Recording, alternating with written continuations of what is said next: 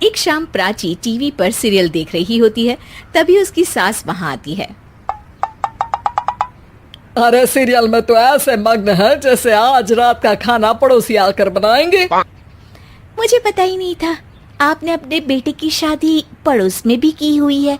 हैं? मतलब? मतलब इस घर में सारा काम बहू ही करती है, आप तो सिर्फ खर्राटे मारती हैं। अच्छा जी, फिलहाल तो तुम आराम फरमा रही हो, चलो जाओ, ये मेरे टीवी देखने का समय है। आहा, इसीलिए मुझे भगाया जा रहा है। सॉरी, अब तो बिल्कुल नहीं जाऊंगी। प्राची की इस बात पर दोनों सास बहू के बीच टीवी रिमोट के पीछे बच्चों जैसे छीना झपटी शुरू हो जाती है, जिसके बीच श्लोक भी काम से घर वापस आ जाता है।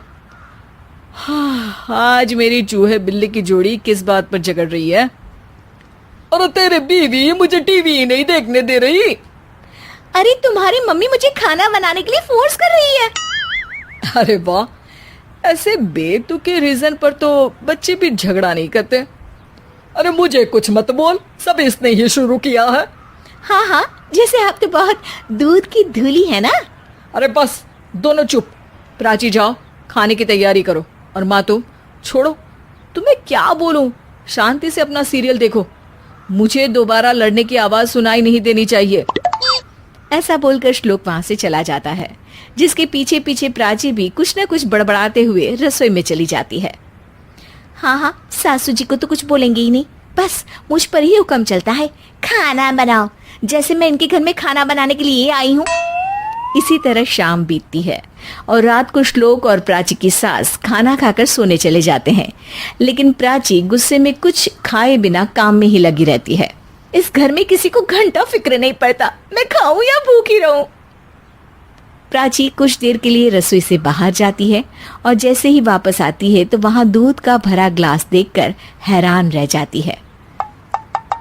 फिक्र पूरी है, बस दिखाना नहीं है। प्राची दूध पीकर सोने चली जाती है और अगली सुबह एक बार फिर सास बहू का कार्टून नेटवर्क स्टार्ट हो जाता है। ये तुमने ही किया है। अरे अजीब जबरदस्ती है, मैं बोल रही हूँ मैंने कुछ नहीं किया। दोनों ने मिलकर पूरे घर को पागल खाना बनाया हुआ है।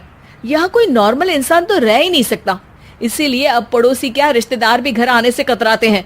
और सुन बेटे, तू भी चंगा, तेरी माँ भी चंगी, तेरी बीवी भी चंगी, रिश्तेदार। हाँ जी, आपको नहीं पता क्या, गंगाधर ही शक्तिमान है, रिश्तेदार ही। हाँ हाँ, बस समझ गया।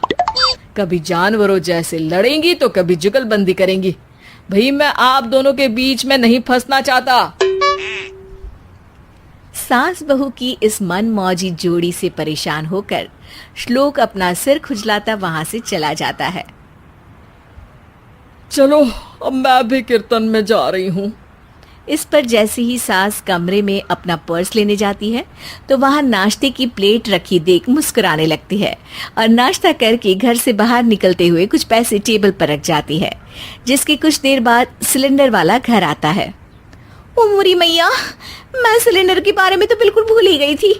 घर खर्च के सारे पैसे भी मम्मी के पास है और श्लोक से बोला तो उल्टा 4 बात सुनाएंगे। प्राची ये सोच ही रही होती है कि अचानक उसका चेहरा चमक उठता है और वो घर में आकर इधर उधर देखने लगती है।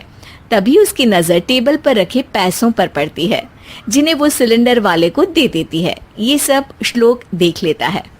अच्छा बेटे, इतना बड़ा घोटाला, सबके सामने मैं तेरी दुश्मन और पीठ पीछे तेरी मेरी यारी। इस पर श्लोक एक प्लान बनाता है और शाम को सब एक साथ बैठे होने पर बोलने लगता है। माँ, तुम दोनों की बहुत लड़ाई होती है, इसलिए मैं सोच रहा हूँ कि प्राची को उसके घर छोड़ाऊं, इससे वो भी खुश रहेगी और तुम भी।